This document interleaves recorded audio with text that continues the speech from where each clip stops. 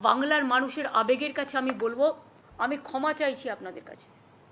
আপনারাও আশায় ছিলেন আজকে সমস্যাটা সমাধান হয়ে যাবে। আমি 2 ঘন্টা বসে আছি, আমি 3 দিন ধরে বসে আছি। আমি শুধু একা নই, আমার সাথে হায়েস্ট অফিসিয়ালরা, যাদের বিরুদ্ধে ওরা কমপ্লেন সারাক্ষণ করে বেড়াচ্ছেন, যদিও তারা জয়েন করেছে কেউ 1 মাস আগে, এবং যাদের দায়িত্ব সবচেয়ে কি পোস্টে, তাদের কাউকে আমি রাখিনি মিটিংয়ে, পাছে ওদের দুঃখ হয়। তা সত্ত্বেও মিটিং ডেকে মিটিংয়ে আসবে বলে নবান্নর গেট থেকেও যারা এলেন না, তাদের আমি আবার ক্ষমা করে দিলাম।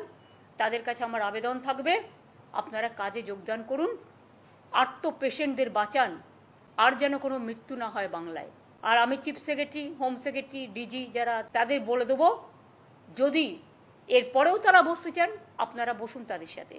আমার দিক থেকে আমি আমার সাধ্যমতো চেষ্টা করলাম।